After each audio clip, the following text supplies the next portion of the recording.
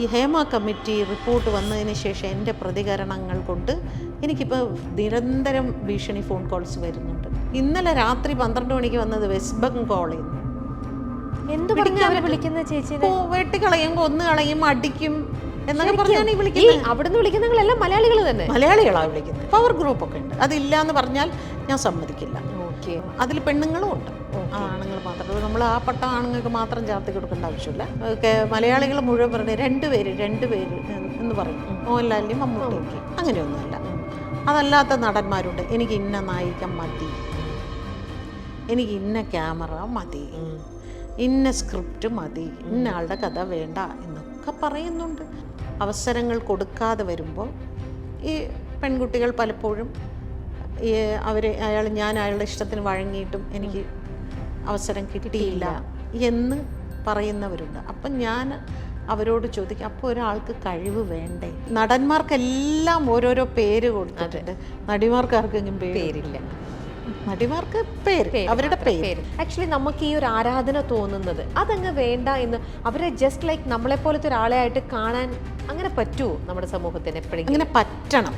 എങ്ങനെ ഈ പ്രമുഖർ ഉണ്ടായി, എങ്ങനെ ഈ താരരാജാക്കന്മാരുണ്ടായി എന്ന് ചോദിച്ചാൽ, ഈ താരരാജാക്കന്മാരെ ഉണ്ടാക്കിയത് ഈ ആരാധന, നമ്മുടെ സമൂഹം ഈ ആരാധന കാരണമാണ്. അപ്പോൾ എന്നെ സംബന്ധിച്ച് എന്നെ ഏറ്റവും അധികം പ്രൊട്ടക്റ്റ് ചെയ്തിട്ടുള്ളത് ആരാണ് എന്ന് ചോദിച്ചാൽ സിനിമാക്കാരാണെന്ന് പറയും. നിങ്ങൾ പ്ലാൻ ചെയ്യുന്ന ഇവന്റ് അത് നിങ്ങൾ ആഗ്രഹിക്കുന്നതിനപ്പുറം കൂടുതൽ മനോഹരമാക്കണ്ടേ?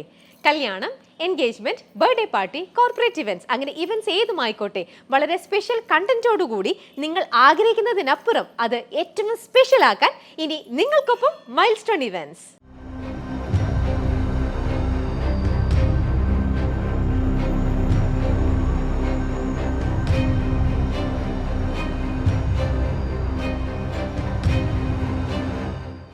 നമസ്കാരം. ഓണമേളം 2024ലേക്ക് മൈൽസ്റ്റോൺ മേക്കേഴ്സിന്റെ എല്ലാ പ്രേക്ഷകർക്കും സ്വാഗതം. Milestone events presents life is beautiful season 2+ version celebrated by ഹാർവിയോറ in association with Sensi care. Life is ബ്യൂട്ടിഫുള്ളിൽ ഇന്ന് ഓണം സ്പെഷ്യൽ ആയതുകൊണ്ട് തന്നെ നമ്മുടെ കൂടെയുള്ള അതിഥി എന്ന് പറയുന്നത് എന്താ പറയുക, എനിക്ക് ഒരുപാട് ഇഷ്ടമുള്ള, എനിക്കെന്നല്ല നമുക്ക് എല്ലാവർക്കും ഒരുപാട് ഇഷ്ടമാണ് ഈ ശബ്ദം. നമുക്ക് എല്ലാവർക്കും ഒരുപാട് ഇഷ്ടമാണ് ഈ ഒരാളുടെ ഓരോന്നിനെ കുറിച്ചുള്ള കാഴ്ചപ്പാടും കാര്യങ്ങളും ഒക്കെ അറിയാനും എല്ലാത്തിനും എൻ്റെതായിട്ടുള്ള രീതിയിൽ ഓരോ ശരിയുണ്ട് അല്ലെങ്കിൽ തെറ്റുണ്ട് അത് ചൂണ്ടി പറയാൻ വളരെ ധൈര്യത്തോടു കൂടി എപ്പോഴും മുന്നോട്ട് വരുന്ന ഭാഗ്യലക്ഷ്മി ചേച്ചിയാണ് ഇന്ന് ലൈഫ് ഈസ് ബ്യൂട്ടിഫുൾ എന്നോടൊപ്പം. ചേച്ചി welcome to the show. Thank you. ഞാനിത് ചേച്ചിനെ വെൽക്കം ചെയ്യുമ്പോൾ എനിക്ക് ഓർമ്മ വരുന്നത്, ചേച്ചിക്ക് ഓർമ്മയുണ്ടോന്ന് അറിയില്ല, പണ്ട് ഞാൻ എന്നെ നീലണ്ണൻ കൂടെ ചേച്ചി കൈരളിയിൽ പ്രോഗ്രാം ചെയ്യുന്ന സമയത്ത് ഞങ്ങൾ ഇന്റർവ്യൂ ചെയ്തിട്ടുണ്ട്. അന്ന് ചേച്ചി ഒരു ഷോ ചെയ്യുന്നുണ്ടായിരുന്ന സമയത്ത് നമ്മളിങ്ങനെ ഓരോ കപ്പിളിനെ ആയിരുന്നു ചേച്ചി ഗസ്റ്റ് ആയിട്ട് വിളിച്ചുകൊണ്ടിരുന്നത്. അന്ന് അങ്ങനെ എന്റെ ക്യാരിങ് ഡെലിവറി കഴിഞ്ഞ ഉടനെയാണ് ഞങ്ങൾ അങ്ങനെ അന്ന് അവിടെ വന്നിരുന്നു. ഇന്നിപ്പോൾ നേരെ തിരിച്ച് എനിക്ക് ചേച്ചി ഇങ്ങനെ സുഖമായിട്ടിരിക്കുന്നോ? ചേച്ചി, നമ്മുടെ ഈ ലൈഫ് ഈസ് ബ്യൂട്ടിഫുൾ പറഞ്ഞ ഷോയിൽ വന്നാൽ ആദ്യത്തെ ചോദ്യം ഇത് തന്നെയാണ്. ഈ ഒരു സ്റ്റേറ്റ്മെന്റിനോട് ഇതിനോട് ചേച്ചി എത്രത്തോളം യോജിക്കുന്നു? ചേച്ചിയുടെ കാഴ്ചപ്പാട് എങ്ങനെയാണ്? ഞാൻ എപ്പോഴും പറയാറുണ്ട്, ലൈഫ് ബ്യൂട്ടിഫുൾ ആണോ ഇല്ലയോ എന്ന് എടുക്കുന്ന നമ്മളുടെ കാഴ്ചപ്പാട് പോലിരിക്കും. ഇപ്പോൾ മറ്റുള്ളവർ പലരും നോക്കുമ്പോൾ ഞാൻ ഒറ്റയ്ക്ക് താമസിക്കുന്ന ഒരാളാണ്, പിന്നെ കുട്ടികളൊക്കെ ദൂരെയാണ്, എൻ്റെ കൂടെ ആരുമില്ല, ഞാൻ തനിച്ചാണ്. അപ്പോൾ പലരുമൊക്കെ എന്നോട് ചോദിക്കാറുണ്ട്, ഇങ്ങനെ ആരുമില്ലാതെ ഇങ്ങനെ ഇരിക്കുമ്പോൾ വിഷമം തോന്നാറില്ലേ? ഒരു നല്ല ദിവസമോ അല്ലെങ്കിൽ എന്ത് കാര്യത്തിനാണെങ്കിൽ എപ്പോഴും ഒറ്റയ്ക്കല്ലേ എന്നിങ്ങനെ എപ്പോഴും ഒരു വയ്യാതെയൊക്കെ വന്നാൽ എന്ത് ചെയ്യും, തനിച്ചല്ലേ എന്നൊക്കെ ചോദിക്കാറുണ്ട്. അപ്പം ഞാൻ എപ്പോഴും അവരോട് പറയും, ഈ ഒറ്റയ്ക്കുള്ള ജീവിതം എങ്ങനെ ആസ്വദിക്കാമെന്നാണ് ഞാൻ ആലോചിക്കുന്നത്. അതുകൊണ്ട് ഞാൻ എന്ത് ചെയ്യും, എനിക്ക് ഇനിയിപ്പോൾ നാളെ മറ്റന്നാൾ 2-3 ദിവസം പരിപാടിയൊന്നുമില്ല, എന്നാൽ പിന്നെ എവിടെയെങ്കിലും പോവാം, ഞാനങ്ങ് ഇറങ്ങും. ഞാൻ കാർ ഓടിച്ചു ഞാനിങ്ങനെ അങ്ങ് പോവും, ഒറ്റയ്ക്ക് തന്നെ. അത് എത്ര ദൂരെയാണെങ്കിലും എനിക്കതൊരു വിഷയമല്ല, ഞാൻ ഒറ്റയ്ക്ക് ഓടിച്ചു പോകും. അപ്പോൾ ഞാൻ ആലോചിക്കും, ആ ഒരു ഫ്രീഡം എത്ര പേർക്ക് കിട്ടുന്നുണ്ട് എന്നുള്ള. എത്ര പേരോട് ഉത്തരം പറയാൻ ബാധ്യസ്ഥരാണ് സ്ത്രീകൾ. അച്ഛനോട് പറയണം, അമ്മയോട് പറയണം, ഭർത്താവിനോട് പറയണം, മക്കളോട് പറയണം, ഇതൊന്നും സഹോദരങ്ങളോട് പറയണം, ഇങ്ങനെയൊക്കെ ഉണ്ടല്ലോ. ഞാനല്ലെങ്കിൽ എനിക്ക് ആരോടൊന്നും പറയണ്ടല്ലോ. എനിക്കിപ്പോൾ പോകണം എന്ന് തോന്നിയാൽ എനിക്ക് ഈ ലോകത്ത് എവിടെ വേണമെങ്കിലും സഞ്ചരിക്കാം.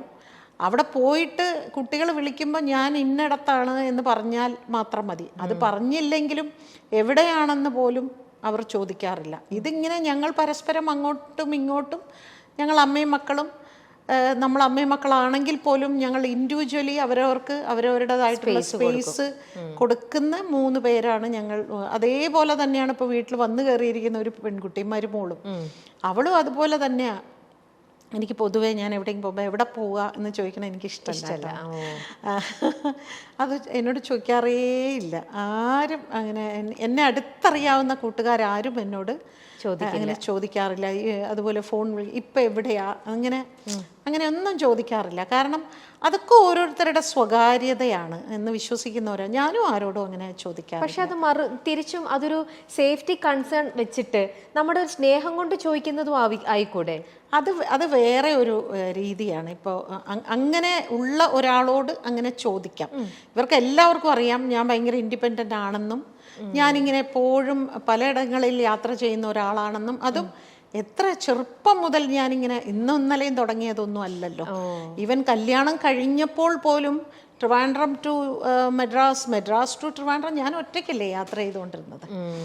ഞാൻ പൂർണ്ണ ഗർഭിണിയായി ഇരിക്കുമ്പോൾ പോലും ഞാൻ ആ സിനിമയ്ക്ക് ഡബ് ചെയ്യാൻ പോകുമ്പോഴും ഞാൻ ഒറ്റയ്ക്കാണ് ഈ നിറവയറുമായിട്ട് പോകുന്നത്. അവിടെ ഡബ്ബിങ് സ്റ്റുഡിയോ വെച്ച് എനിക്ക് പെയിൻ വരുമ്പോഴും ഞാൻ തനിച്ച് തന്നെയാണ്. അപ്പോൾ എന്നെ സംബന്ധിച്ച് എന്നെ ഏറ്റവും അധികം പ്രൊട്ടക്റ്റ് ചെയ്തിട്ടുള്ളത് ആരാണ് എന്ന് ചോദിച്ചാൽ സിനിമാക്കാരാണെന്ന് പറയും.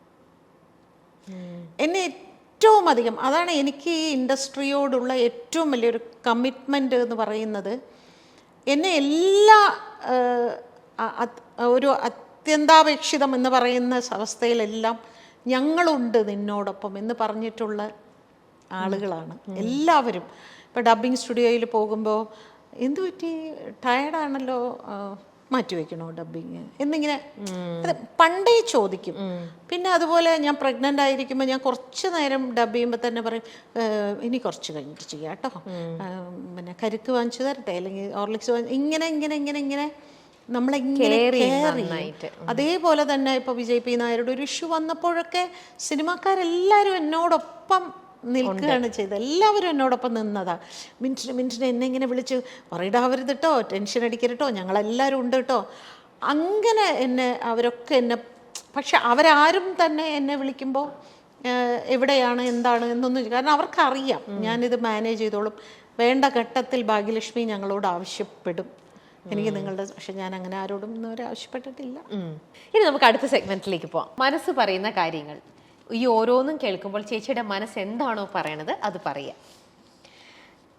തൊഴിലിടങ്ങളിൽ സ്ത്രീകൾ നേരിടുന്ന ചൂഷണങ്ങൾ സിനിമയിൽ മാത്രമല്ല എല്ലാ മേഖലകളിലും നിലനിൽക്കുന്നുവെങ്കിലും എന്തുകൊണ്ട് സിനിമാ മേഖലയിലെ പ്രശ്നങ്ങൾ മാത്രം കൂടുതൽ ചൂടുപിടിക്കുന്നു?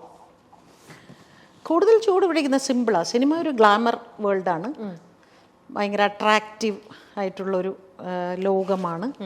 അതുകൊണ്ടാണല്ലോ ഒരു രാഷ്ട്രീയക്കാരൻ വന്ന് നിൽക്കുന്നതിൽ കൂടുതൽ ആളുകൾ ഒരു സിനിമ നടനോ നടിയോ വന്ന് നിൽക്കുമ്പോൾ ആളുകൾ കൂടുന്നത് അതുകൊണ്ടാണല്ലോ. അപ്പോൾ സ്വാഭാവികമായും അവരുടെ ഓരോ പ്രവൃത്തികളും ഇവർ ശ്രദ്ധിച്ചുകൊണ്ട് അവരുടെ ഓരോ വാക്കുകൾ സമൂഹത്തെ ഭയങ്കരമായിട്ട് സ്വാധീനിക്കും. അവർ പറയുന്നത്, ഞാൻ എപ്പോഴും പറയാറുണ്ട്, ഇപ്പോൾ ഒരു സ്റ്റേജിൽ രാഷ്ട്രീയക്കാരും ഇരിക്കുന്നു, ഒരു സിനിമ നടനോ നടിയോ ഇരിക്കുന്നു എന്നിരിക്കട്ടെ. ഇപ്പോൾ ഒരു സാധാരണ മനുഷ്യൻ, രാഷ്ട്രീയക്കാരനും അല്ല സിനിമയോ അല്ലാതെ സാധാരണ ഒരു മനുഷ്യനും അവിടെ ഇരിക്കുന്നു, അല്ലെങ്കിൽ ഒരു ലേഡിയും അവിടെ ഇരിക്കുന്നു.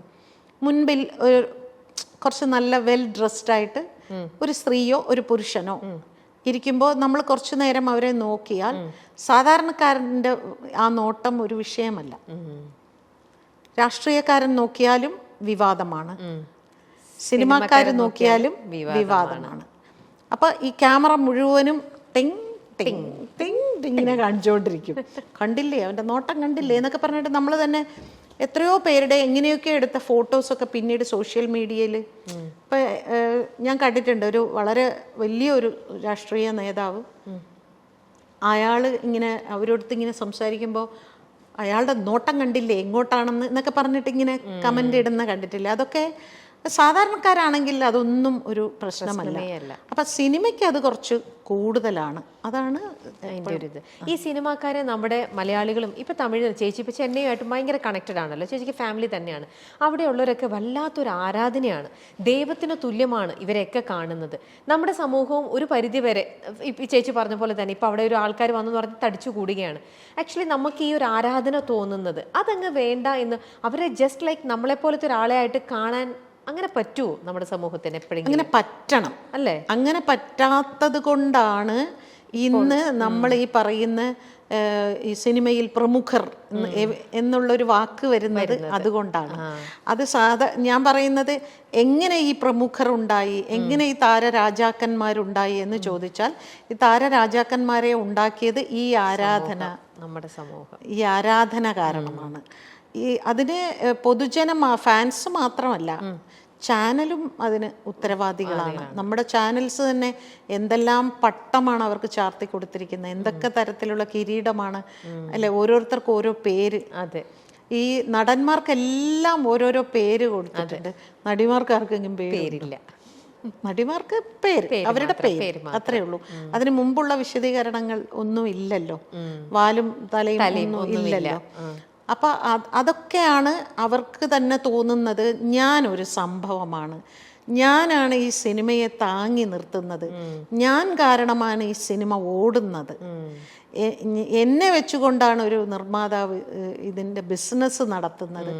പണ്ടൊന്നും അങ്ങനെയല്ല. പണ്ടൊക്കെ എന്ന് പറഞ്ഞാൽ ഒരു സിനിമ ഇറങ്ങുമ്പോൾ തിയേറ്ററിൽ ചെന്നിട്ട് നിങ്ങളുടെ തിയേറ്റർ ഞങ്ങളുടെ ഈ സിനിമയ്ക്ക് റിലീസ് ചെയ്യാൻ തരണേ എന്ന് ചോദിക്കുമ്പോൾ ആരാ സംവിധായകൻ, ഏതാ പ്രൊഡക്ഷൻ എന്ന് ചോദിച്ചിരുന്ന സ്ഥലത്ത് ഇപ്പൊ ചോദിക്കുന്ന ഏതാ നടൻ എന്നാണ്. അതാണ് ഇത്രയും അപകടത്തിന്റെ ഒരവസ്ഥയിലേക്ക് വന്നിരിക്കുന്നത്. അപ്പോൾ ഈ ആരാധന മാറുമ്പോൾ ഇതെല്ലാം മാറുകയാണ്. അപ്പം നമ്മൾ സാധാരണ നമ്മളിലെ പോലെ തന്നെ ഒരാളായി. അത് ഒരു കാലഘട്ടം വരെ തമിഴ്നാട്ടിൽ മാത്രമായിരുന്നു. ഇപ്പൊ കേരളത്തിലേക്കും വളരെ വ്യാപകമായി വന്നുകൊണ്ടിരിക്കുന്നു. അത് ഭയങ്കര അപകടമാണത്. അതെ, നമ്മൾ അവരെ ഒരു സാധാരണ നമ്മളൊന്ന് ആലോചിച്ച് നോക്ക്, ഈ കോവിഡ് കാലഘട്ടത്തിൽ ഇതൊന്നും ഇല്ലായിരുന്നു, സിനിമയൊന്നും തിയേറ്ററിലില്ലായിരുന്നു അല്ലേ? അന്ന് ഈ പറയുന്ന സോക്കോൾഡ് താരരാജാക്കന്മാർക്കെല്ലാം ഉള്ളിലൊരു ഭയമുണ്ടായിരുന്നു, കാരണം അവർക്ക് ഫാൻസ് ഇല്ലാതെ ജീവിക്കാൻ പറ്റില്ല. പ്രേം നസീർ സാറിനൊന്നും അങ്ങനെ അല്ലായിരുന്നു. ഇപ്പോൾ ഒരു സിനിമ നിങ്ങൾ ശ്രദ്ധിച്ചിട്ടുണ്ടോയെന്നറിയില്ല, ഇത് ഇന്ത്യയിൽ മാത്രം നടക്കുന്ന ഒരു ഒരു ഒരു എന്താ പറയുക, ഒരു അത്ഭുതം എന്നാണോ അത്, വിചിത്രം. ഒരു സിനിമ തുടങ്ങുന്നതിന് മുമ്പ് നന്ദി എന്ന് പറഞ്ഞിട്ട് ഒരു കാർഡ് ഒരു 5 മിനിറ്റ് നേരത്തേക്ക് പോകുന്ന കണ്ടിട്ടുണ്ടോ? അതിൽ അഭിനയിച്ചിരിക്കുന്ന ഓരോ നടന്മാരുടെയും ഫാൻസ്, ഈ ഫാൻസിനെല്ലാം നന്ദി പറയണം അല്ലേ? മാധ്യമങ്ങൾക്ക് നന്ദി പറയുന്നത് പോട്ടെ, തീർച്ചയായിട്ടും അവർ നമ്മൾക്ക് പബ്ലിസിറ്റിക്ക് വേണ്ടി അവരൊരുപാട് നമ്മളെ ഹെൽപ്പ് ചെയ്യുന്നുണ്ട്. ഈ ഫാൻസിന് മുഴുവൻ നന്ദി പറയണം. ഇത് നമ്മുടെ നാട്ടിൽ മാത്രം കാണുന്ന ഒരു പ്രതിഭാസമല്ലേ? ഫോറിനിലൊക്കെ സിനിമ ഡയറക്റ്റ്ലി സിനിമ അങ്ങ് തുടങ്ങുകയല്ലേ ചെയ്യുന്നത്. എന്നിട്ട് കഥയോടൊപ്പമാണ് ടൈറ്റിൽ പൊയ്ക്കൊണ്ടിരിക്കുക. എത്ര സമയമാണ് ഞാൻ സെൻസർ ബോർഡിൽ ഇരിക്കുമ്പോൾ ഞാൻ എത്ര നേരം, ഏകദേശം ഒരു 5 മിനിറ്റോളം ഇത് മാത്രം പോകും. ലൊക്കേഷനിൽ ഷൂട്ട് ചെയ്ത് അവരുടെ കുറേ നന്ദി, അവിടുത്തെ ഹോട്ടലിന് നന്ദി, അവിടെ പിന്നെ ഫോൺ ഉപയോഗിച്ചതിന് നന്ദി, ഓഡിറ്റർക്ക് നന്ദി, ബാങ്കിന് നന്ദി, ഫാൻസിന് നന്ദി, പിന്നെ എന്ന് വേണ്ട നന്ദി ഇല്ലാത്ത എല്ലാവർക്കും എന്നാ നന്ദി വേണ്ടതൊക്കെ നന്ദി വേണം. അത് നമുക്ക് ജീവിതത്തിൽ അവരോട് കാണിച്ചാൽ പോരെ. പക്ഷെ നമ്മുടെ ഒരു സിനിമയുടെ ഔട്ട് ഇറങ്ങുമ്പോൾ നമ്മുടെ ഒരു കേർട്ടസി സേക്കിന് നമ്മൾ പബ്ലിക്കിൽ അവസാനം കാണിക്കൂ. അപ്പൊ അതാരും കാണാൻ നിൽക്കുന്നില്ലല്ലോ, അതുകൊണ്ടല്ലേ നമ്മൾ ആൾക്കാർ ഇറങ്ങി പോവല്ലേ. അല്ല, ഞാൻ ചോദിക്കട്ടെ, പണ്ട് ഇതൊന്നും ഇല്ലായിരുന്നല്ലോ, അന്നും സിനിമകൾ ഇറങ്ങിയിരുന്നില്ലേ, അന്നും സിനിമകൾ ഉണ്ടായിരുന്നല്ലോ, അന്നും ആളുകൾ സഹായിച്ചിട്ടില്ലേ, അന്നും ഹോട്ടൽ റൂമുകൾ ഡിസ്കൗണ്ട് റേറ്റിൽ തന്നിട്ടുണ്ട്, അന്നും ഔട്ട്ഡോർ ഷൂട്ടിംഗ് ഉണ്ടായിട്ടുണ്ട്, അന്നും ഒരുപാട് തിയേറ്ററുകാരും അവരൊക്കെ നമ്മളെ സഹായിച്ചിട്ടുണ്ട്. പക്ഷേ ഈ ഇനിയിപ്പോൾ അവർക്ക് തീരാത്ത കടപ്പാടുണ്ടെങ്കിൽ അവരൊക്കെ നന്ദിയൊക്കെ പറഞ്ഞോട്ടെ, കുഴപ്പമില്ല. പക്ഷേ ഈ ഫാൻസ് എന്ന് പറഞ്ഞിട്ട് ഇവരെ മുഴുവനും ഇങ്ങനെ കാണിച്ചു കൊണ്ടേയിരിക്കുമ്പോൾ വളരെ അപൂർവം ചിലർ, ഇപ്പം നടൻ സൂര്യ എന്ന് പറയുന്ന അദ്ദേഹം അദ്ദേഹത്തിൻ്റെ ഫാൻസിനെ അദ്ദേഹം ഇങ്ങനെ ഒന്നും ചെയ്യാൻ സമ്മതിക്കാറില്ല. അവർ അഗരം എന്ന് പറഞ്ഞിട്ട് അവരുടെ ഒരു ഫൗണ്ടേഷൻ വഴി നല്ല കാര്യങ്ങളാണ് ചെയ്തുകൊണ്ടിരിക്കുന്നത്.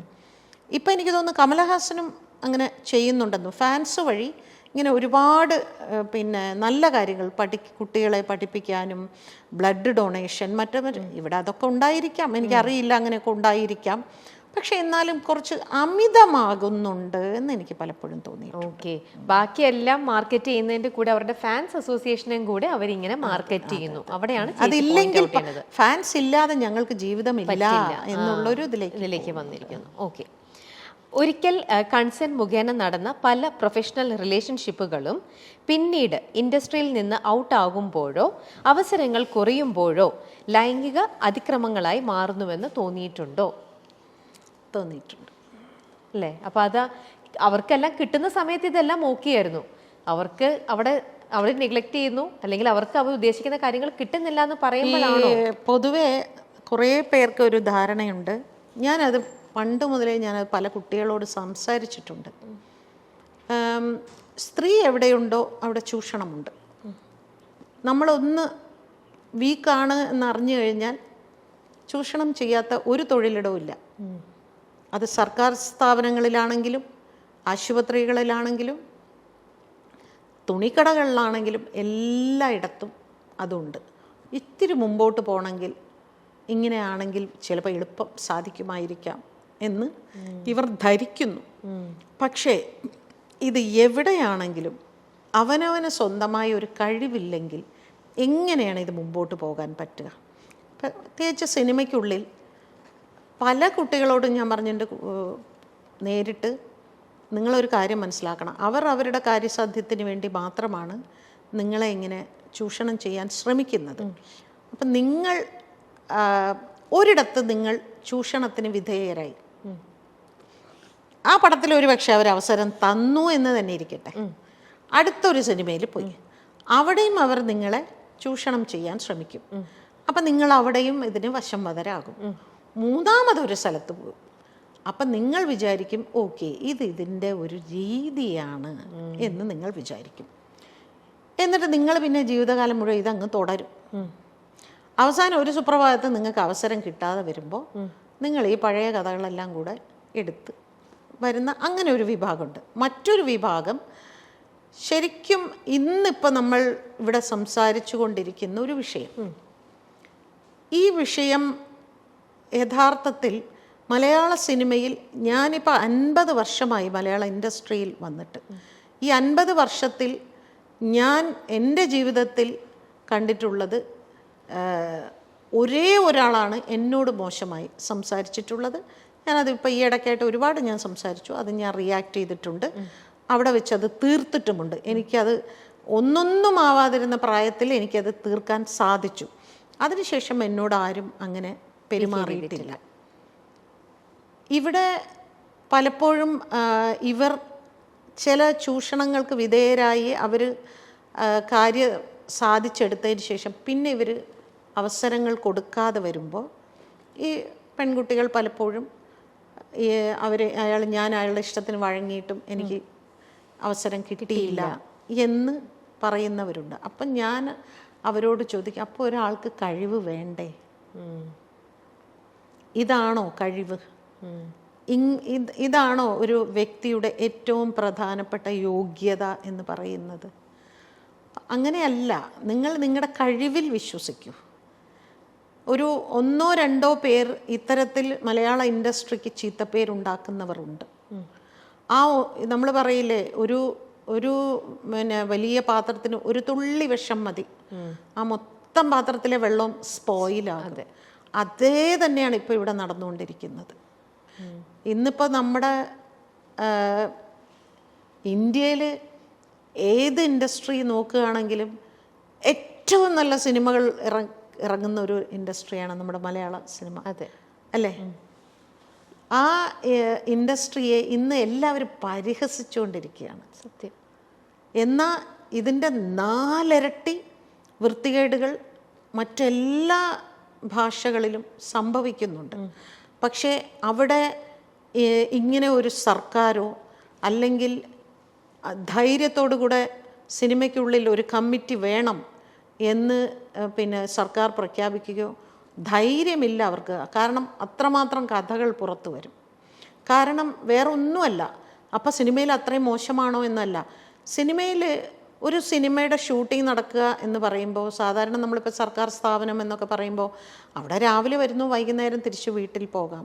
അത് ഹോസ്പിറ്റലാണെങ്കിലും മറ്റേത് തൊഴിലിടും. പക്ഷേ സിനിമയിൽ അങ്ങനെയല്ല. സിനിമയിൽ ഒരു പടം ചിലപ്പോൾ 40-45 ദിവസം ഇവർ ഒന്നിച്ചാണ് ഇവർ അഭിനയിക്കുന്നതും ഇടപഴകുന്നതും എല്ലാം ഒന്നിച്ചാണ്. അപ്പോൾ സ്വാഭാവികമായും അവിടെ കുറെ കൂടെ ഫ്രീഡം അധികമാണ്. അങ്ങനെയുള്ളൊരു രംഗമാണല്ലോ ഇത്. അപ്പം അതുകൊണ്ട് തന്നെ ഒരു സംശയ കണ്ണോ അല്ലെങ്കിൽ മറ്റുള്ളവർക്ക് ചൂഷണം ചെയ്യാൻ കുറച്ചുകൂടി ഒരു വലിയ പ്ലാറ്റ്ഫോമോ തുറന്നു കൊടുക്കുന്നുണ്ടാകാം. അവിടെ നിന്നൊക്കെ നമുക്ക് വളരെ ഈസി ആയിട്ട്, ഞാൻ വീണ്ടും വീണ്ടും പറയുകയാണ്, വളരെ ഈസി ആയിട്ട് തന്ത്രപൂർവ്വം ബുദ്ധിപൂർവ്വം അവിടെ നിന്ന് രക്ഷപ്പെടാൻ സാധിക്കും. നമുക്കൊന്നും നഷ്ടപ്പെടില്ല.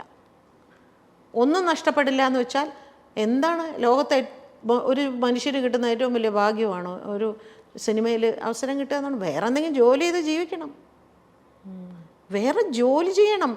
കൈയും കാലും നല്ല സ്വാധീനമുണ്ടെങ്കിൽ ഞാൻ എന്ത് ജോലി ചെയ്തും ജീവിച്ചോളാം, എനിക്ക് ഇങ്ങനെയുള്ള എന്ന് തീരുമാനിക്കാനുള്ള സ്വാതന്ത്ര്യമുണ്ട്. അത് തീരുമാനിക്കണം. ചില കുട്ടികൾ ഭയങ്കര പാഷനായിട്ട് ഇതിലേക്ക് വരും. അവർക്ക് ഇതല്ലാതെ വേറൊന്നും ചെയ്യാൻ അറിയില്ല എന്നാണ് അവർ സ്വയം വിചാരിച്ചുകൊണ്ടിരിക്കുന്നത്. ഞാൻ ഇവിടെ നമ്മൾ ജനിക്കുമ്പോൾ നമ്മൾ പിന്നെ നടനാവും നടിയാവും എന്നും പറഞ്ഞുകൊണ്ടാണോ ജനിക്കുന്നത്? അല്ലല്ലോ. അത് പിന്നീട് നമുക്ക് അതിലേക്ക് ഒരു അട്രാക്ഷൻ വരുന്നു. റിയൽ സിനിമയോട് സത്യസന്ധമായ പാഷൻ ഉണ്ടെങ്കിൽ ആർക്കും നമ്മളെ ചൂഷണം ചെയ്യാൻ പറ്റില്ല. ആർക്കും നമ്മളെ ചൂഷണം ചെയ്യാൻ പറ്റില്ല. നമുക്ക് ഫേമസ് ആണ് നമ്മുടെ ലക്ഷ്യമെങ്കിൽ, സാമ്പത്തികമാണ് നമ്മുടെ ലക്ഷ്യമെങ്കിൽ എല്ലാവർക്കും നമ്മളെ എളുപ്പം ചൂഷണം ചെയ്യാം. അതാണ് ചേച്ചി കലയെ യഥാർത്ഥ കല നമുക്കുണ്ടാവണം, കഴിവുണ്ടാവണം എന്ന് പറയുന്നതിന് അർത്ഥം. Okay, clear. അടുത്ത ചോദ്യം. മലയാള സിനിമയെ ഭരിക്കുന്ന ഒരു പവർ ഗ്രൂപ്പ് ശരിക്കും അതൊരു മിഥ്യയാണോ? അങ്ങനെ ഒരു സംഭവം ഉണ്ടോ? ഉണ്ട്. അതില്ലാന്ന് ഞാൻ പറയുമൊന്നുമില്ല. അതൊക്കെ ഉണ്ട്. അതിൽ പെണ്ണുങ്ങളും ഉണ്ട്, ആണുങ്ങൾ മാത്രമല്ല. നമ്മൾ ആ പട്ട ആണുങ്ങൾക്ക് മാത്രം ചാർത്തി കൊടുക്കേണ്ട ആവശ്യമില്ല, സ്ത്രീകളും ഉണ്ട്. പല പല രീതിയിലാണെന്നോ. ഞാൻ ഒരു കാര്യം പറയാം. ഇപ്പോൾ നമ്മൾ നടന്മാരെ എടുക്കുകയാണെങ്കിൽ ഇപ്പോൾ ഒരുവിധപ്പെട്ടതിനൊരു 7-8 നടന്മാർ വരെ നമ്മൾ മലയാളികൾ മുഴുവൻ പറഞ്ഞ് രണ്ടുപേര് എന്ന് പറയും. മോഹൻലാലിൻ്റെയും മമ്മൂട്ടി അങ്ങനെയൊന്നുമല്ല. അതല്ലാത്ത നടന്മാരുണ്ട്. എനിക്ക് ഇന്ന നായിക മതി, എനിക്ക് ഇന്ന ക്യാമറ മതി, ഇന്ന സ്ക്രിപ്റ്റ് മതി, ഇന്ന ആളുടെ കഥ വേണ്ട എന്നൊക്കെ പറയുന്നുണ്ട്. കാരണം എല്ലാവർക്കും തിയേറ്റർ മാർക്കറ്റുണ്ട്. ഇതിനെല്ലാം നിർമ്മാതാക്കളും സംവിധായകരും ഓക്കെ എന്നും പറയുന്നുണ്ട്. അപ്പോൾ എങ്ങനെയാണ് അവർ പ്രമുഖരാവുന്നത്? ആർക്കൊക്കെ ഇതിൽ കൈയുണ്ടെന്നൊന്ന് ആലോചിച്ച് നോക്കൂ. തിയേറ്ററുകാർക്കുണ്ട്, ചാനൽ OTT പ്ലാറ്റ്ഫോമിനുണ്ട്, പിന്നെ പ്രൊഡ്യൂസേഴ്സിനുണ്ട്, ഡയറക്ടേഴ്സിനുണ്ട്. എല്ലാവരും കൂടിയാണ് അവരെ പ്രമുഖരാക്കുന്നത്. അയ്യോ, അങ്ങേരില്ലാതെ പറ്റില്ല. അപ്പം അങ്ങനെ ഒട്ടുമിക്ക നടന്മാർക്കും അങ്ങനെ സജഷൻസ് ഉണ്ട്. പക്ഷേ ഒരിക്കലും ഒരു നടിക്ക് എനിക്ക് ഇന്ന നായകൻ വേണം എന്ന് പറയാനുള്ളൊരു പവർ ഇവിടെ ഇല്ല. പക്ഷേ പിന്നെ എങ്ങനെയാണ് ഇതിൽ സ്ത്രീകൾ പ്രമുഖരാവുന്നത് എന്ന് ചോദിക്കും. അതെങ്ങനെയാണെന്ന് വെച്ചാൽ ചില നടിമാർ പറയും എനിക്ക് ഇന്ന മേക്കപ്പ് മാൻ മതി, അല്ലെങ്കിൽ ഇന്ന മേക്കപ്പ് ആർട്ടിസ്റ്റ്, അത് മെയിൽ ഓർ ഫീമെയിൽ, അല്ലെങ്കിൽ ഇന്ന ഹെയർ ഡ്രസ്സർ മതി. അപ്പോൾ പ്രൊഡ്യൂസർക്ക് ഇഷ്ടമുള്ള അല്ലെങ്കിൽ കമ്പനിക്ക് ഇഷ്ടമുള്ള ഒരു ഹെയർ ഡ്രസ്സറെയോ ഒരു മേക്കപ്പ് മാനെയോ അവർക്ക് വെക്കാൻ പറ്റില്ല. അങ്ങനെ നോക്കുകയാണെങ്കിൽ എല്ലാവരും പ്രമുഖരാണ്. എല്ലാവരും അവരവർക്ക് ആവശ്യമുള്ള ആളുകളെയാണ് അവർ ചൂസ് ചെയ്തുകൊണ്ടിരിക്കുന്നത്. എനിക്ക് ഇന്ന കോസ്റ്റ്യൂമർ മതി, അവരാണ് എനിക്ക് കറക്റ്റായിട്ട് കോസ്റ്റ്യൂം ഡിസൈൻ ചെയ്ത് തരുന്നത്. ഈ ഇന്ന ഹെയർ ഡ്രസ്സർ, അവർ മനോഹരമായിട്ട് എനിക്ക് ഹെയർ സ്റ്റൈൽ ചെയ്ത്, ഇവരെല്ലാവരും. അപ്പോൾ അങ്ങനെ ഒരു ആർട്ടിസ്റ്റ് ഒരു ഹെയർ സ്റ്റൈലിസ്റ്റിന് കാസ്റ്റ് ചെയ്യുമ്പോൾ ചൂസ് ചെയ്യുമ്പോൾ അവരഭിനയിക്കുന്ന സിനിമകളിലെല്ലാം അവരായിരിക്കും. അപ്പം മറ്റവർക്ക് പണിയുണ്ടാവില്ല. അതൊക്കെ പ്രമുഖർ തന്നെയാണ്. ഇപ്പം ഞങ്ങളുടെ ഡബ്ബിങ്ങിൻ്റെ ഞാൻ പറയാം, നായിക ശബ്ദം മറ്റുള്ളതിലൊന്നും ഇവരാരും ഇടപെടില്ല. അതായത് നടന്മാർ അവർ പറയാറുണ്ട്, അവരുടെ ശബ്ദം വേണ്ട, നായികമാരുടെ വേണ്ടി പറയും. ആ നായിക പോലും ചിലപ്പോൾ അങ്ങനെ പറയാറില്ല, പക്ഷെ നടന്മാർ പറയും. അത് പ്രത്യേകിച്ച് മലയാള സിനിമയിൽ ഏറ്റവും വലിയൊരു നടൻ തന്നെ എൻ്റെ ഒരുപാട് സിനിമകൾക്ക് അദ്ദേഹം പറഞ്ഞിട്ടുണ്ട്, അവർ വേണ്ട, നമുക്ക് മറ്റവരെ അവർ വേണ്ട ഒരുപാട് സിനിമകൾക്ക് പറഞ്ഞിട്ടുണ്ട്. എനിക്ക് ഞാൻ പിന്നെ അതൊരു വലിയ വിഷയമാക്കാതെ ഓക്കെ അതിനെന്താ എന്ന് പറഞ്ഞ് ഞാനിവിടെ വേറെ പടം ചെയ്യാതിരിക്കുന്നുണ്ടോ, ഞാൻ വേറെ സിനിമകൾ ചെയ്യുന്നുണ്ട്, അങ്ങനെ തന്നെ ആയിക്കോട്ടെ. അതൊക്കെ നമ്മൾ ഈസി ആയിട്ട് ഇതിൻ്റെ ഒരു ഭാഗമായിട്ട് എടുക്കുക, അത്രയേ ഉള്ളൂ. അതിനൊന്നും നമ്മൾ കൊടി ഉയർത്തി ഇതിൻ്റെ പിന്നാലെ ഒന്നും പോയിട്ടൊന്നും ഒരു കാര്യമില്ല. ആ നായികയ്ക്ക് വേണ്ടിയിട്ടാണ് ചേച്ചി ഇവിടെ ശബ്ദം കൊടുക്കുന്നത്. നായികയ്ക്ക് അവിടെ ഒരു വോയിസും ഇല്ല. ആ സിനിമയിലെ നായകനാണ് തീരുമാനിക്കുന്നത് ആരാർക്ക് എന്ത് ശബ്ദം കൊടുക്കണം എന്നുള്ളത്. അപ്പൊ അതൊരു പവർ ഗ്രൂപ്പിന്റെ ഓരോ ഇതെന്ന് പറയുന്നത് തന്നെ പവർ ഗ്രൂപ്പ് ഒക്കെ ഉണ്ട്. അതില്ല എന്ന് പറഞ്ഞാൽ ഞാൻ സമ്മതിക്കില്ല. ഓക്കെ, പവർ ഗ്രൂപ്പിൽ സ്ത്രീകളുടെ റോള് താരതമ്യേന കുറവാണ് എന്നുള്ളതേ ഉള്ളൂ. കയറി നിൽക്കുന്ന തീർച്ചയായിട്ടും പുരുഷന്മാർ തന്നെയാണ്. ഈ സ്ത്രീകളാണെങ്കിൽ പോലും, സ്ത്രീകൾക്ക് ഇപ്പൊ ചേച്ചി പറഞ്ഞു പുരുഷന്മാരെ നായകനെ ഡിസൈഡ് ചെയ്യാനുള്ള ഒരു പവർ അവർ അല്ലെങ്കിൽ ഒരു വോയിസ് ഉണ്ടാവില്ല. എന്നിരുന്നാൽ കൂടെ അവരുടെ കൂടെ അഭിനയിക്കുന്ന ബാക്കി കോ ആർട്ടിസ്റ്റുകൾ അവരാരൊക്കെ വേണം, അല്ലെങ്കിൽ എനിക്കിപ്പം ഒരാളുമായിട്ട് എനിക്ക് വലിയ താല്പര്യമില്ല, അപ്പോൾ എൻ്റെ സിനിമയിൽ അവരാണ് എൻ്റെ സിസ്റ്ററായിട്ടോ എൻ്റെ ഫ്രണ്ടായിട്ടോ വരുന്നതെങ്കിൽ അങ്ങനെയും അവരവിടെ ചെയ്യിക്കാറുണ്ടാവും അല്ലേ? ഞാൻ വരണമെന്നുണ്ടെങ്കിൽ ആ കുട്ടീനെ ആ സിനിമയിൽ വെക്കാൻ പാടില്ല അല്ലേ? നമുക്കറിയാം പണ്ടൊക്കെ നമ്മൾ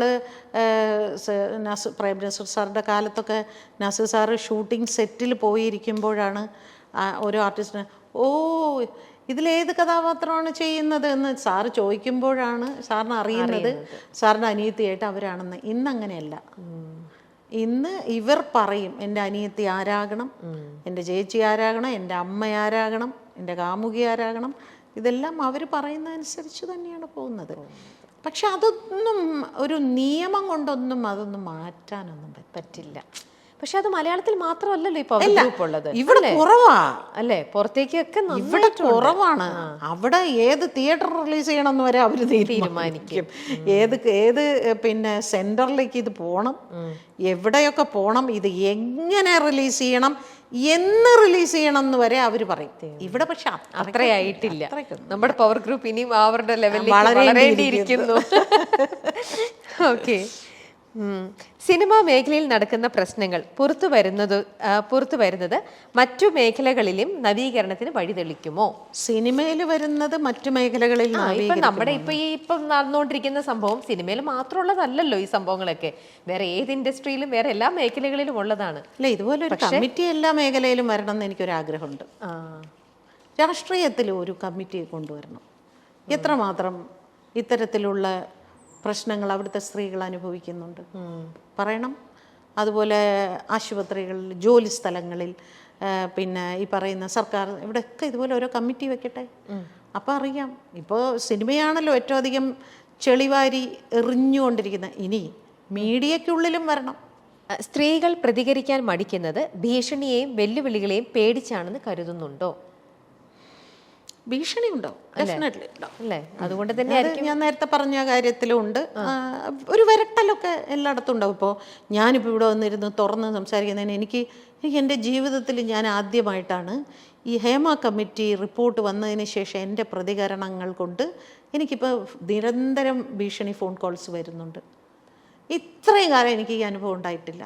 പക്ഷേ ഇപ്പോൾ അത് IT സെല്ലിലേക്ക് അങ്ങോട്ട് കൊടുക്കുമ്പോൾ ഇവർ നോക്കിയിട്ട് വരണം, ആന്ധ്രാപ്രദേശിൽ നിന്ന് വരുന്നു, മഹാരാഷ്ട്രയിൽ നിന്ന് വരുന്നു. ഇന്നലെ രാത്രി 12 മണിക്ക് വന്നത് വെസ്റ്റ് ബംഗാളിൽ നിന്ന്. എന്ത് വിളിക്കുന്ന ചേച്ചി? വെട്ടിക്കളയും, കൊന്നുകളയും, അടിക്കും എന്നൊക്കെ പറഞ്ഞാണ് ഈ വിളിക്കുന്നത്. അവിടുന്ന് വിളിക്കുന്നവങ്ങളെല്ലാം മലയാളികൾ തന്നെ, മലയാളികളാണ് വിളിക്കുന്നത്. അതാണ് രസം. നല്ല മനോഹരമായ മലയാളത്തിൽ സംസാരിക്കുന്നു. ഇന്നലെ വിളിച്ച് എന്നെ ഭീഷണിപ്പെടുത്തിയത് നീ ഡ്രഗ് മാഫിയക്കെതിരെ ഇറങ്ങുമോടി എന്ന് ചോദിച്ചുകൊണ്ട്. ഞാൻ പറഞ്ഞില്ലേ മലയാള സിനിമയിൽ അതിനാണ് എനിക്ക് ഭീഷണി വന്നത്. ഇപ്പൊ ചേച്ചി ഇവിടെ എത്തിയെന്ന് അറിഞ്ഞിട്ട് ഇങ്ങോട്ടും ചേച്ചിക്ക് വേണ്ടിട്ട് ഒരു കോൾ വന്നിട്ടുണ്ട്. ആണ്, കണക്ട് ചെയ്യാം. ആരാ നോക്കാം. Hello hello Jumana. ഹായ്, ഞാൻ രമ്യാണ്. ലൈഫ് ഈസ് ബ്യൂട്ടിഫുൾ എന്നാണ് കേട്ടോ. എന്റെ കൂടെ ഭാഗ്യലക്ഷ്മി ചേച്ചി ഉണ്ട്, സംസാരിച്ചോളൂ. കൊടുക്കാം ചേച്ചിയുടെ. ഹായ് ജുമാന. ഹായ് ചേച്ചി. ഓ ചേച്ചി എനിക്കാണെങ്കിൽ ചേച്ചിയുടെ ചോദിക്കാനുള്ളതെന്ന് വെച്ചാൽ ഇപ്പം ഹേമ കമ്മിറ്റി റിപ്പോർട്ട് അതിന്റെ ഇപ്പൊ ഫുൾ ചർച്ചകളാണ് ഇപ്പൊ ടി വി തുറന്നാ മൊത്തം അല്ലേ? അതെ അതെ അതെ അതെ അതെ. എനിക്കാണെങ്കിൽ മൂവിയിൽ അഭിനയിക്കാൻ ഭയങ്കര ആഗ്രഹമുള്ള ഒരാളായിരുന്നു ഞാൻ. ഒരു മുസ്ലിം ഫാമിലിയിൽ നിന്നാണ് ഞാൻ വരുന്നത്. സിനിമയിൽ അഭിനയിക്കാൻ ഭയങ്കര ആഗ്രഹമായിരുന്നു. അപ്പൊ ആദ്യമേ എന്റെ വീട്ടിൽ നിന്നാണെങ്കിൽ പോവണ്ട, സിനിമയിൽ പോവണ്ട എന്നൊക്കെ പറഞ്ഞത് ഈ ഇങ്ങനത്തെ കാരണങ്ങളൊക്കെ കൊണ്ടായിരുന്നു. അപ്പൊ എന്നാലും ഞാൻ ഇങ്ങനെ പിടിച്ചു നിന്നത് അങ്ങനെയൊന്നും ഇല്ല, അങ്ങനെയൊന്നും അല്ല എന്നൊക്കെ പറഞ്ഞിട്ടാണ് ഞാൻ പിടിച്ചു നിന്ന് കുറച്ച് മോഡലിങ്ങും അങ്ങനത്തെ കുറച്ച് കാര്യങ്ങളൊക്കെ ചെയ്തത്. ഇപ്പൊ ഇതിന്റെ കുറെ കാര്യങ്ങളൊക്കെ ഇങ്ങനെ ഇപ്പൊ ടി വിയിലൊക്കെ ഇപ്പൊ ഓരോരോ നടന്മാരുടെ പേരിൽ ഇങ്ങനെ വന്നോണ്ടിരിക്കുകയാണല്ലോ ഓരോ ദിവസം കൊടുക്കും. അപ്പം ഇപ്പൊ വീട്ടിൽ നിന്ന് ശക്തമായിട്ടുള്ള എതിർപ്പാണ് സിനിമയിലോട്ട് പോവണ്ടെന്ന് പറഞ്ഞിട്ട്. അപ്പൊ ഞാൻ എന്താ ചെയ്യാ? അതിന് എനിക്കത് ഏറ്റവും ചോദിക്കാൻ ഏറ്റവും ആപ്റ്റ് ആയിട്ടുള്ള ഒരാള് ചേച്ചിയായിട്ട് എനിക്ക് തോന്നിയത്.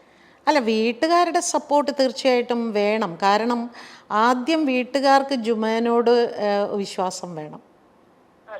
ആദ്യം നമ്മുടെ ആളുകൾ നമ്മളെ വിശ്വസിക്കണം. എവിടെ പോയാലും എൻ്റെ മകൾ അവളുടെ വ്യക്തിത്വത്തിൽ അവളുടെ കഴിവിൽ വിശ്വസിക്കുന്നവളാണ്. ആർക്കും അവളെ ഒരു വിധത്തിലും ചൂഷണം ചെയ്യാനാവില്ല എന്നൊരു ഉറച്ച വിശ്വാസം നിങ്ങളുടെ വീട്ടുകാർക്ക് നിങ്ങളോടുണ്ടെങ്കിൽ നിങ്ങൾക്ക് ഏത് തൊഴിലിനും എവിടെയും പോയി അന്തസ്സായിട്ട് ജോലി ചെയ്ത് ജീവിക്കാൻ പറ്റും. അതല്ല, നിങ്ങളിൽ വിശ്വാസമില്ലെങ്കിൽ നിങ്ങൾ നാളെ ഒരു സർക്കാർ സ്ഥാപനത്തിൽ പോയാലും നിങ്ങൾ വേറെ ഏത് തൊഴിലിടത്ത് പോയാലും ഇത്തരം അനുഭവങ്ങൾ നിങ്ങൾക്കുണ്ടാകും. അതുകൊണ്ട് നമ്മൾ ചെയ്യുന്ന തൊഴിലല്ല അവിടുത്തെ പ്രധാന വിഷയം, നമ്മൾ എന്താണ് എന്നുള്ളതാണ് പ്രധാന വിഷയം. അപ്പോൾ നിങ്ങളുടെ വീട്ടുകാരോട് പറയുക. ഇപ്പം എൻ്റെ മോൻ എന്നോട് എപ്പോഴും പറയാറുണ്ട്, ആരെങ്കിലും എന്നെക്കുറിച്ച് ഒരു മോശമായ ഒരു അഭിപ്രായം പറഞ്ഞാൽ എന്നെക്കുറിച്ച് അമ്മയ്ക്ക് എന്താണ് അഭിപ്രായം, അങ്ങനെയായിരിക്കും അമ്മയുടെ റിയാക്ഷൻ. എന്നെക്കുറിച്ച് അമ്മയ്ക്ക് മോശമായ അഭിപ്രായം ഉണ്ടെങ്കിൽ അമ്മ വല്ലവരും പറയുന്നതൊക്കെ വിശ്വസിക്കും. അപ്പം സിനിമയ്ക്കുള്ളിൽ വന്നു കഴിഞ്ഞാൽ ചിലപ്പോൾ ജുമാന വളരെ പെർഫെക്റ്റ് ആണെങ്കിൽ പോലും ആരെങ്കിലും എന്തെങ്കിലും നിങ്ങളുടെ പാരൻസിനോട് മോശമായിട്ട് പറഞ്ഞു കൊടുത്താലും അവരത് വിശ്വസിക്കാൻ നിന്ന് കഴിഞ്ഞാൽ പിന്നെ ഒന്നും നമുക്ക് പറയാൻ പറ്റില്ല. അതുകൊണ്ട് ആദ്യം വീട്ടുകാരോട് പറയുക, നിങ്ങൾക്ക് എന്നെ വിശ്വാസമുണ്ടോ എന്ന് മാത്രം ചോദിക്കുക. പിന്നെ വന്നു കഴിഞ്ഞാൽ നിങ്ങൾ ചെയ്യേണ്ടത്, നിങ്ങൾ വന്നത് എന്തിനാണ്, നിങ്ങളുടെ ഉള്ളിലുള്ള ഒരു കഴിവിനെ നിങ്ങൾക്ക് പുറത്തെടുക്കണം എന്നുള്ളൊരാഗ്രഹം. അത് അഭിനയമാകട്ടെ, പാട്ടാവട്ടെ, സിനിമയുമായി ബന്ധപ്പെട്ട ഏതൊരു മേഖലയുമാവട്ടെ. അപ്പം അതിലായിരിക്കണം നിങ്ങളുടെ കോൺസെൻട്രേഷൻ മുഴുവനും. അത് തടസ്സപ്പെടുത്താൻ കുറേ അധികം ആളുകൾ നിങ്ങളുടെ പിന്നാലെ ഇങ്ങനെ ഉണ്ടാവും. എപ്പോഴും നിങ്ങളെ മെൻ്റലി ഡിസ്റ്റർബ് ചെയ്യുന്ന, നിങ്ങളുടെ പ്രൊഫഷണലി ഡിസ്റ്റർബ് ചെയ്യുന്ന ആൾക്കാർ പോടോ പോടോ പോടോ എന്ന് പറഞ്ഞ് മുമ്പോട്ട് പോയിക്കൊണ്ടേയിരിക്കാം. ഓക്കെ, ശരി. Okay Jumana, okay, bye bye, all the best. അപ്പം welcome to the Malayala film industry. Okay, okay okay okay, ശരി ജുമാന, താങ്ക് യു.